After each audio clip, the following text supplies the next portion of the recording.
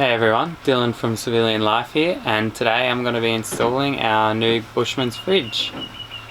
We ended up with the DC190. It's an upright fridge freezer that's dedicated 12 volt. It's really energy efficient. It uses about 2 amp hours per hour over 24 hours. It's got plenty of space for everything we need, and it is very beautiful. So let's go. First thing I want to show you is all the tools that I'm going to be using today. Starting with the soldering iron and the solder wire, and a bit of heat-proof mat underneath so you don't drop any splatter or burn holes in anything. Some eyelets, some dual core cable and some heat shrink, and then a shifter, a screwdriver and some pliers. All of this you can pick up from a J-Car or a Bunnings, and it's relatively cheap. You can probably get it all for under $100. So I've just got the soldering iron heating up on the heat-proof mat in the background here, and the first thing that I did was check that the fridge cable was long enough to run to the battery bank without the need for additional cable, which it does. That's perfect for us. So all we need to do is just spread that cable, because it's dual core, about the width that you need to go from your positive to your negative terminals. And then you want to get some heat shrink, and you want to get that on first because you're not going to be able to feed it on afterwards. And I roughly like enough to go over your eyelets and then just a little bit back, so probably about 40 to 50 mil, and you just need 2 of those.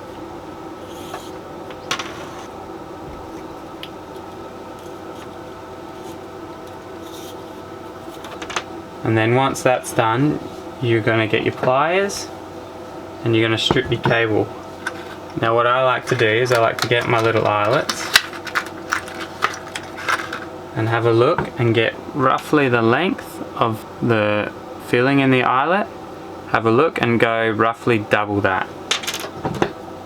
The reason I like to double it is so once you've got it cut, you can then twist it, fold it over and put it in, and that gives a nice solid connection, and it makes sure nothing's going to fall out. Onto the cutting, what I like to do is twist around the cable, cutting bit by bit, and grip a bit tighter and pull.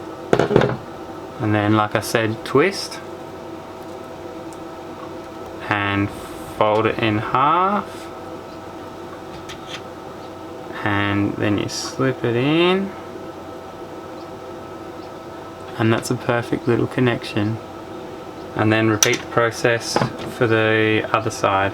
So about double, cut, grip and pull, twist and fold. It can be a little bit tricky to get these eyelets on there like that, so sometimes I find that it's a little bit easier if you twist as you push on. And there we go, another one done. Now onto the soldering. Get you nice and close for this one because it is a little bit tricky sometimes. Put your soldering iron in a place where you can heat up that eyelet nicely. Give that some time to heat up, and while you're waiting you can get some solder wire out. And the way I like to do it is to push the solder in the bottom of the eyelet on the cable.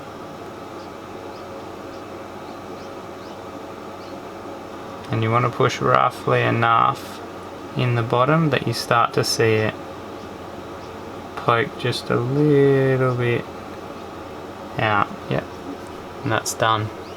And then again you just repeat the process for the other side. So we'll heat that up again, get some wire ready, and just wait for it to heat up, and then feed it in the bottom. Done. So that's it for us with the soldering iron, so I'm just going to switch that one off. And then once that's cooled down a bit, we will put the heat shrink on. It's really important to let the solder cool down a little bit so the heat shrink doesn't shrink as you're pushing it on there, because then sometimes it's a struggle and you can't get it on. just a couple minutes, let it cool down. And the one thing that I forgot to mention is you need a source of heat for the heat shrink. Cigarette lighter works just fine for that. Now that that's had some time to cool off, we'll slip the heat shrink up and over. I usually like to go to that line just there. Up and over. And then simply just heat it up with the flame. You don't want to get too close. Done. Done. And now I'm going to feed the cable through underneath where the fridge is going and into the battery bank, and then we'll wire it up.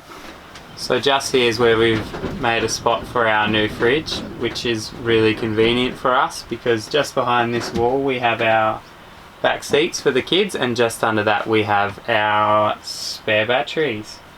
So all I've had to do is just drill a little hole and feed the cables through there, and now we'll go and do the wiring up. Here's our battery bank, and just before I wire that up I'm going to disconnect the positive terminal running from the solar panels to the charge controller, because they don't recommend you have power running into the solar controller without it having a battery bank to run into. And for a very brief period of time we are going to have the terminals disconnected from the solar controller to the battery bank. It's just a bit of a safety precaution. Now that that's done, I'm going to show you how we wire up the fridge to the battery. Here we go.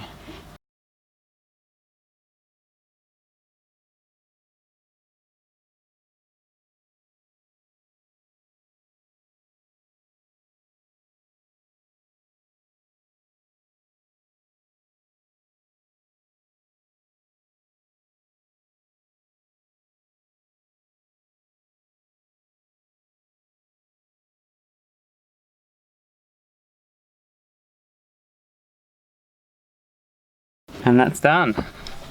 And that's it for us. The fridge is on and running and should be cold enough for us to stuff it full of ice blocks and smoothie ingredients, which is really exciting.